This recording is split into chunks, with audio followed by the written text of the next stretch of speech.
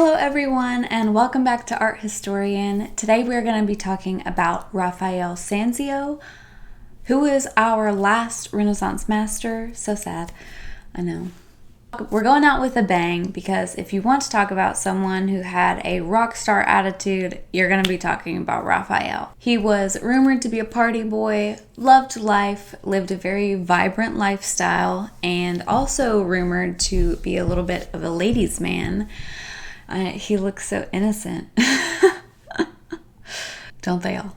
But his lifestyle definitely allows us to see the kind of privilege that Renaissance artists had. And while Michelangelo was a little bit shyer, he still had this privilege. We get to see that lived out by Raphael's lifestyle, which is not what we're used to thinking about when we think about the modern artist. I can't tell you how many times I've been told I was going to starve for my career choices. But this was the case in the High Renaissance. They were rock stars, as I've mentioned before. So Raphael was born in 1483 and died in 1520, which means he was only 37 years old. But he got 20 good years of making art. And a lot of his works are still pretty renowned today because of the quality of his work. We see a lot of new things enter the Renaissance with Raphael. We see a lot of contrast. We see a lot of those vibrant colors. And a lot of that grandeur and theatricality does reflect the lifestyle he was rumored to have lived. So first things first, we're going to talk about Raphael's use of linear perspective. And if you haven't watched this video about Leonardo da Vinci's use of linear perspective, watch it. It might make more sense going forward in this video about Raphael. But we know that da Vinci's work with linear perspective influenced Raphael and other artists during this time period. And that is important to take into our study of the marriage of the Virgin. This oil painting was commissioned by the Albizini family, and it depicts Mary, mother of Jesus, and Joseph during their union ceremony. So the important thing about linear perspective in this painting is noting what the lines are focusing on. They are not focusing on the characters in the foreground, but instead they are focusing on this empty doorway going out into the world in the very back of the painting. A lot of people believe that this use of linear perspective pointing to this doorway was purposeful to encourage the viewer to look out into more, to look out into the future rather than just focusing on the past or the present, to symbolize kind of this future building of Christ's church, Christianity, Christendom, to symbolize the future growth of the church. This was the first painting that Raphael ever signed, and rightfully so. He gets a lot of things really right in this.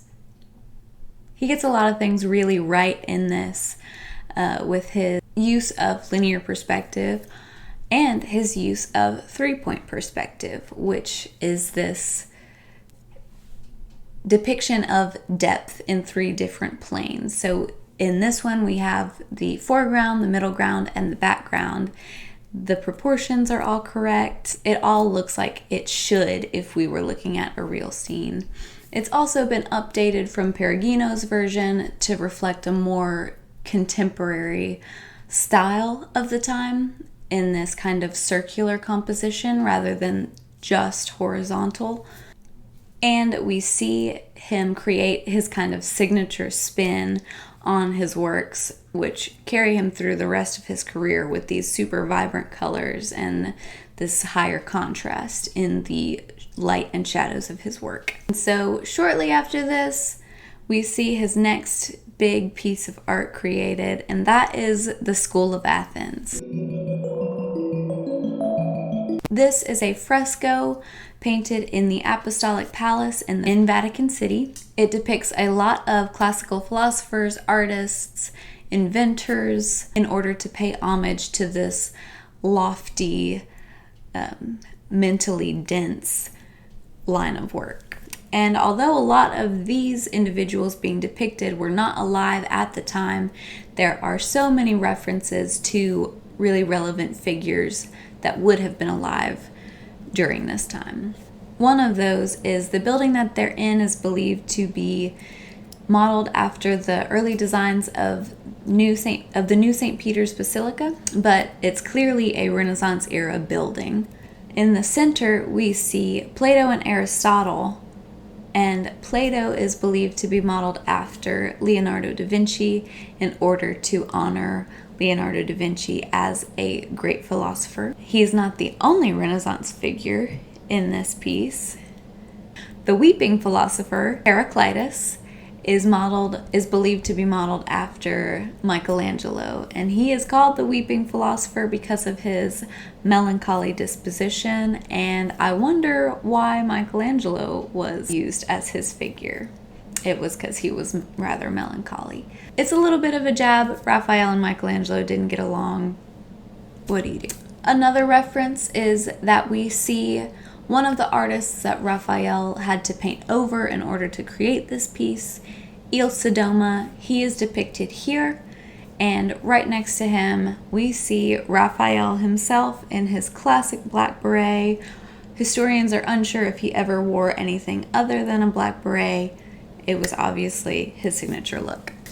One thing that this piece exemplifies, but is very common in Raphael's work, as we've kind of alluded to in The Marriage of the Virgin, is this sense of communication with the viewer. When you're standing in front of this giant mural that is a part of all of these other murals in the room, also created by Raphael, you feel like this space is open to you. And it almost feels like Raphael's gone and created another world where the sky is opened up to the heavens and you can speak with and debate with all of these brilliant minds from history. And he's preserved that experience for us as well by taking even relevant figures and including them in this giant painting. This sense of communication with the viewer, this sense of acknowledgement paid to how the painting was going to be seen, is a pretty new development as far as Renaissance goes, but we will see other artists build on this viewership. For this, unlike in The Marriage of the Virgin, there are not a lot of super vibrant colors, and that furthers this sense of open world, as there's no focal point. You're not supposed to necessarily be looking at one specific part of this painting, but rather you're supposed to feel like you're in a room full of these people. And that's really what art is all about, is creating these things that for one reason or another can't be seen today by the human eye. And we'll see that develop more as well. Like so many other Renaissance masters, this is not the last conversation we're going to have about Raphael, but it is all the time that we have for today. And in other sad news, it is our last Renaissance master. We still have one more video about the Renaissance era to go through. I know I said we were going to be talking about the Baroque next. I lied. Instead, we are going to be talking about Botticelli and Venus, who is one of his subjects. And then after that, we'll talk about Baroque. I hope you enjoyed this video. If you did, give it a thumbs up, subscribe to my channel, or click the bell so you can get updates about new videos that I post. Thank you for watching. We'll see you next time.